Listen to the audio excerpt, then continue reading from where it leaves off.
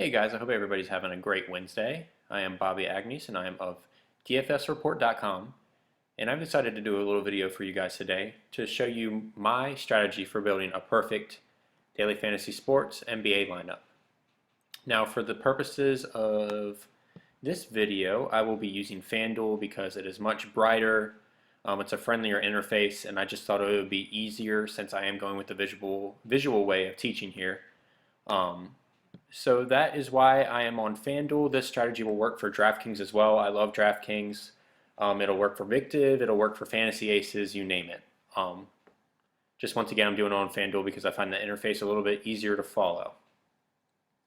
Now, a lot of problems that people have with their lineups is that initially they go with their gut when they pick their players, and then they do research throughout the day, and then it all gets discombobulated, and then they eventually end up playing players that they never even thought of playing in the first place, which sometimes isn't a bad thing, but oftentimes the research can kind of overwhelm your head, and you're playing people off of other people's picks, and it just doesn't work out.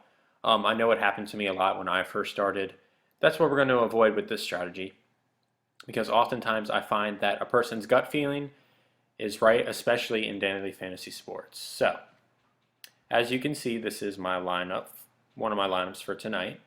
It's a sample lineup. I just wanted to show you guys I'm actually in love with this lineup, and I did use this lineup using my strategy, and that was it. So, take a look at it if you'd like.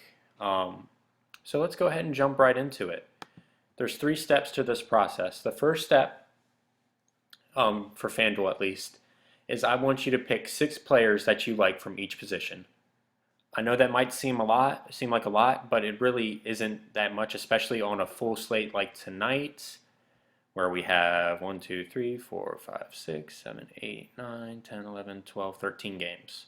So it should be pretty easy. On the smaller slates, you can scale that number down to maybe 4.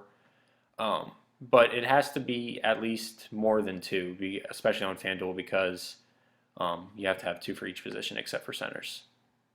So what I want you to do is I want you to go through each position and pick 6 players that you like just by looking at them and vaguely looking at their matchup. I picked Chris Paul initially because he's a great player.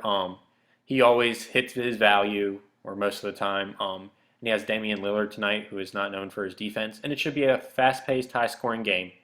So obviously Chris Paul is a great pick off the top of my head. I also had Ricky Rubio. And then let me go ahead and just clear this so this doesn't distract us. I also really like, for instance, I like Kyrie Irving tonight. Let's see who else. I always like Reggie Jackson, and I also like Jeremy Lin. So after you pick 6 players from each position, from the top of your head and your gut,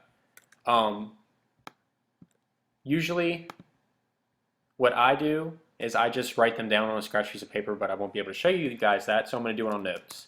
So let's say I do Chris Paul, I do Ricky Rubio, I do Reggie Jackson, I do Kyrie Irving, I do Jeremy Lin, and I need one more. Who else did I have? I believe I had Moe Williams.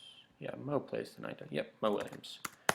All right, now that's a pretty outstanding cast right there. I have it priced pretty high to pretty moderately. That's what you're going to want to do. You're not going to want to pick 6 high-priced players, because that's not going to work out with you on FanDuel at least, and on any site really, because you do need some of those low-tier price plays to help them fit in your lineup. So let's just do this. We have Chris Paul, we have Rubio, we have Reggie Jackson, we have Kyrie, we have Jeremy Lin, we have Moe Williams. Now the next step in the process is I want you guys to look at these players and see if they're consistently hitting their value. Their value is going to be 5 times their salary. So for instance, Chris Paul is sitting at $10,000. He is sitting at 10,300. So we are going to multiply that by 5, and what you're going to get is you're going to get around 51 points. Now, if we look at Chris Paul, he has hit at least 51 in 3 of his last 5 games. That is outstanding. You can't really ask for any better, and that's what I want you to do for your cash games. I want you to make sure that your picks are at least hitting their value 3 of the last 5 games that they've played. Also considering injuries, things like that. Of course, there's always outliers, but if they've played a full complement of minutes and they have hit value once out of the past 5 games, that's a guy that you're going to want to avoid in your cash games. Now in GPPs, you can be a little bit more lenient. You can do 2 out of 5 games as long as within those 5 games they are hitting way above their floor. They have a high ceiling and they're doing a great job. For instance, Russell Westbrook, he dipped below his value when he hit 45.2 against Indiana on February 24th, but then you see against the Suns, he went for 74. So obviously, with a guy like that, if he is making extreme amounts of points for you, then he is a good GPP play to consider.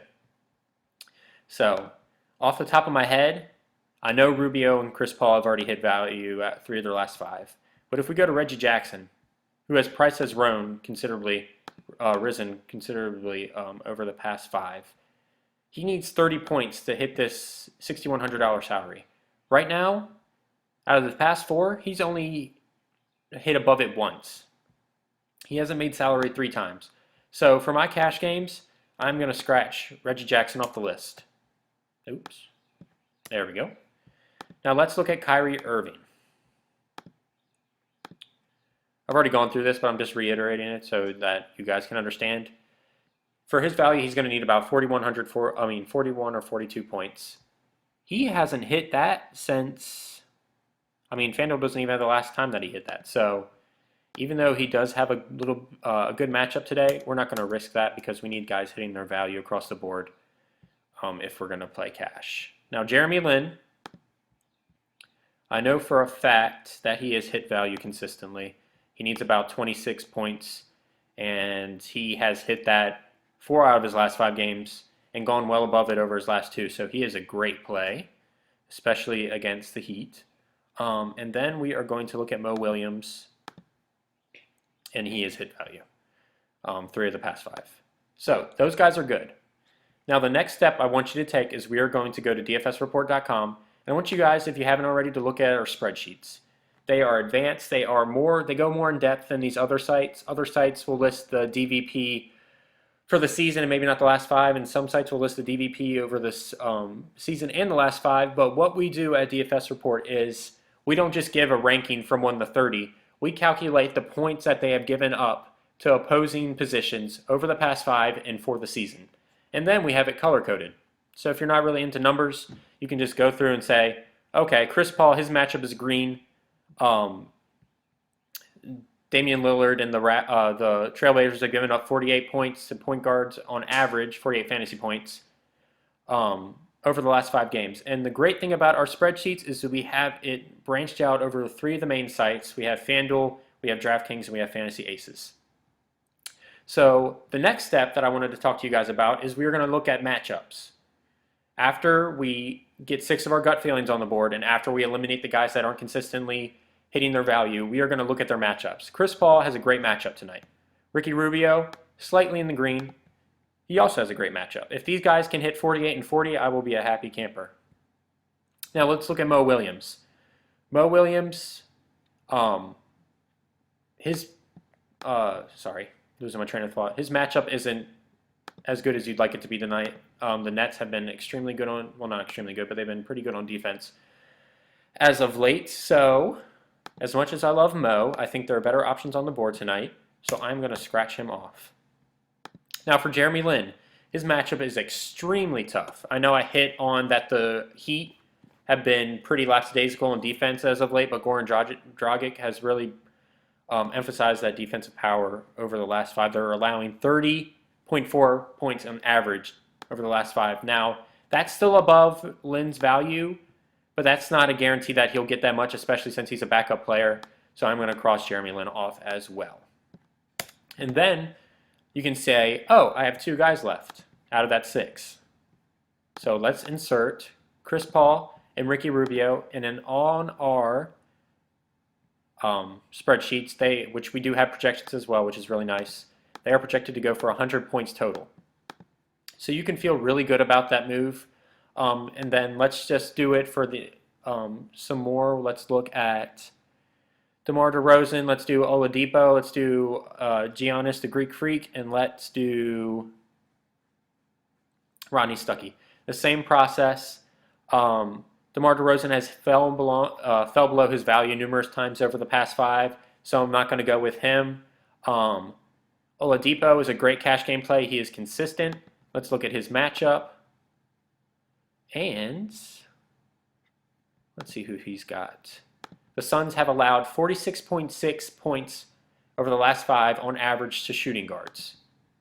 So this is what you're just doing, guys. You're going with your gut feeling, and then you're going to do your research. If the research cancels it out, then go with the next guy that's on your gut feeling. I mean, it's really simple. This is a way that you make sure you have the best of both worlds, and I promise you this is going to work out for every single position.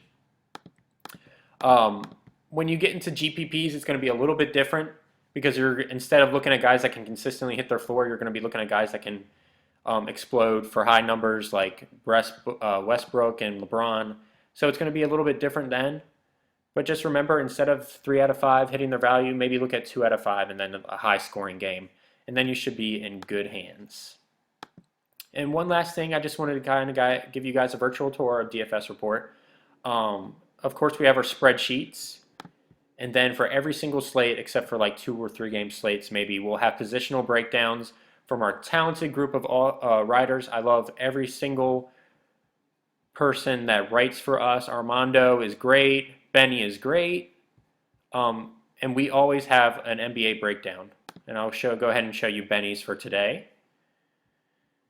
And this is kind of the form that they're going to be in. They're going to go position by position breakdown. And then we have strategy. And that's where you're going to find my standard deviation posts that I've just started rolling out. That'll help you do your cash and tournament plays, and it'll help you consult with your lineups using this tool. So, for instance, if you have Eric Bledsoe in your cash games, that might not be a great play because he can fall below his floor, but he also has the ability to put up a great amount of points and just smash his through the roof of his ceiling. And you can see that by his 16.8 standard deviation score. All right, and that is all the advice I have for you guys today. I hope you enjoyed it. This is meant for beginners, but also if you're an intermediate or an advanced player, then this might help you as well if you've been slumping lately. So, as always, you can follow me on Twitter at Bobby Agnes, and also follow DFSreport.com at DFS Report. And I hope you guys win a whole bunch of money tonight, and good luck. Thank you.